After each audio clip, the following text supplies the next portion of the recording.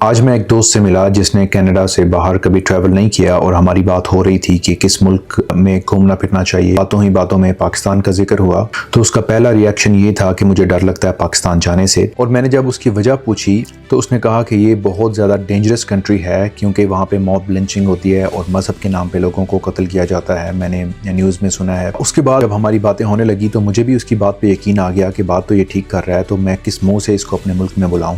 پاکستان کی امیج اتنی زیادہ خراب ہو چکی ہے کہ آپ اپنے کسی فرینڈ کو پاکستان آنے کی دعوت نہیں دے سکتے، اور پاکستان کی یہ امیج آج نہیں بنی، اس کو بننے میں بڑا ٹائم لگا ہے، اور جب سے پاکستان بنا ہے تب سے ہی پاکستان میں مذہب کی بنیاد پہ جو ہم نے فیصلے کیے ہیں اس نے پاکستان کو اس نہج پہ پہنچا دیا ہے کہ دنیا میں جتنے بھی ملک ہیں وہ پاکستان کو اچھی نگاہ سے نہیں دیکھتے۔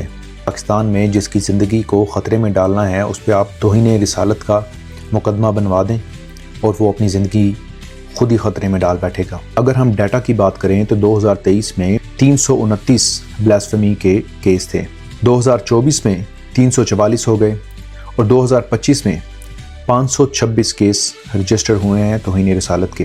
ہمارا جو معاشرہ ہے وہ مذہبی جنونیت کی طرف بڑھ رہا ہے، اور جتنا ہم اپنے معاشرے کو محفوظ کرنا چاہ رہے ہیں اتنا ہی غیر محفوظ ہوتا جا رہا ہے، اور پاکستان میں مذہبی جنونیت ہے وہ اس عروج پہ پہنچ چکی ہے کہ نہ کوئی مذہبی اسکالر اس سے محفوظ ہے اور نہ ہی عام انسان محفوظ ہے، اور صرف الزام ہی کافی ہوتا ہے، اس کے لیے آپ کو کوئی ثبوت کی ضرورت نہیں ہے۔ پاکستان میں موب لنچنگ کے واقعات بھی ہوتے رہتے ہیں، یہ کوئی نئی بات نہیں ہے۔ 2021 میں سیالکوٹ میں ایک مینیجر کو جو یہاں پہ سری لنکا سے آیا ہوا تھا، ہزاروں لوگوں کی بھیڑ نے اس کو پہلے مارا، اس کی لاش کو سڑکوں پہ گھسیٹا، اس کے بعد اس کی لاش کو جلا دیا، اور پھر ہم بات کرتے ہیں کہ اسلام جو ہے بڑا امن پسند دین ہے۔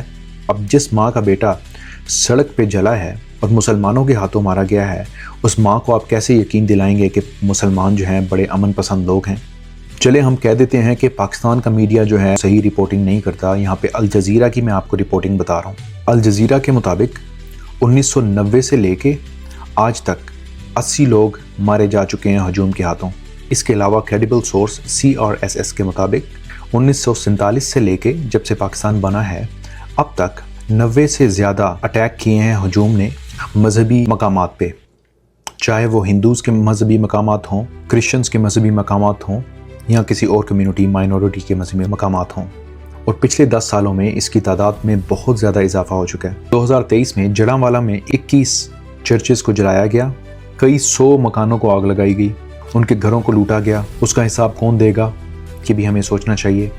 پاکستان ایک ایب نارمل معاشرہ بنتا جا رہا ہے۔ ہم جب یہ سوال کرتے ہیں کہ پاکستان میں ٹورسٹ کیوں نہیں آتے، پوری دنیا میں ٹورسٹ جاتے ہیں لیکن پاکستان میں ٹورسٹ نہیں آتے، وہ کیوں آئیں گے جب پاکستان میں قانون ہی اتنا کمزور ہو، اتنا بے بس ہو؟ ایک افواہ چاہیے اور لوگ سڑک پہ فیصلہ کر دیتے ہیں انسان کا اور اس کی جان کا، تو اس حالات میں کون رسک لے گا پاکستان میں آنے کا؟ یہاں پہ تو لوگ محفوظ ہیں۔ اگر یہاں کا کوئی بندہ سوچ لے کہ میں نے پاکستان میں ٹورزم کے لیے جانا ہے تو کون سی ایسی بات ہے جو اس کو اٹریکٹ کرے گی پاکستان میں؟ پاکستان ایک غیر محفوظ ملک سمجھا جاتا ہے۔ پاکستان میں پاکستانی شہری ہی محفوظ نہیں ہیں۔ جو پاکستان کے حالات ہیں تو ترقی یافتہ جو ممالک ہیں وہ سوچ نہیں سکتے۔ یہاں کے لوگ رول آف لاء کے عادی ہوتے ہیں۔ یہاں پہ کانفلکٹ ہو جائے تو لوگ کہتے ہیں کہ میں پولیس کو کال کروں گا، اور پولیس کا نام سنتے ہی بڑے سے بڑے لوگ بھی ڈر جاتے ہیں۔ اور پاکستان میں روڈ پہ کہیں لڑائی ہو جائے کبھی ہم کہتے ہیں کہ ہم پولیس کو کال کرنے لگے ہیں، انلیس کہ کوئی بندہ مارا جائے وہاں پہ۔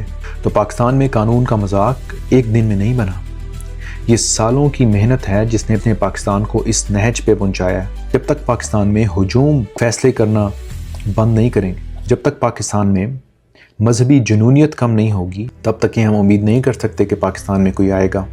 ایک اور حقیقت سن لیں، دنیا میں کسی کو لڑنے کے لیے موٹیویٹ کرنے کے بہت سارے طریقے ہیں، لیکن سب سے زیادہ جو مشہور طریقے ہیں وہ 2 ہیں۔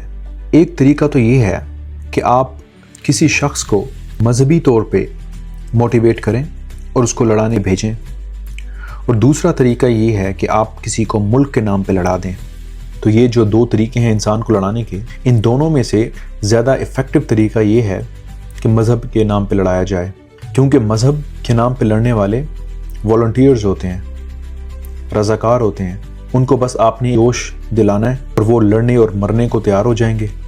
وہ نہ تنخواہ لیتے ہیں اور نہ ہی وہ بدلہ مانگیں گے، نہ ہی ان کو میڈل چاہیے، بس آپ کو فری میں فورس مل جاتی ہے جو آپ کے لیے لڑے گی، اور آپ نے بس ان کے مذہبی جذبات کو بھڑکا کے رکھنا ہے۔ सोचने की बात है कि पाकिस्तान में कितना आसान हो चुका है कि लोगों को लड़ा दिया जाए मज़हब के नाम पे। तो इस तरह के जो लोग होते हैं उनको इस्तेमाल करना भी आसान होता है और कोई रिस्क भी नहीं होता। इसलिए मजहबी जहन को उभारना एक मुनाफा बख्श सौदा है।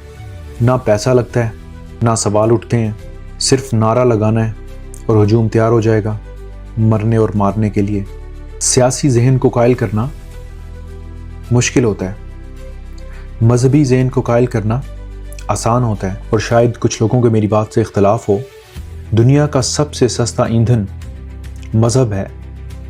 इस पे चलने वाले ख़ुद को जलाने के लिए भी तैयार हो जाते हैं। मैं सारे मज़हब पे चलने वालों को ये बात नहीं कर रहा, और ये बात सिर्फ उन लोगों के लिए है जो सिर्फ अपने आप को मुसलमान समझते हैं, बाकी सबको काफिर समझते हैं और मरने मारने की बातें करते हैं।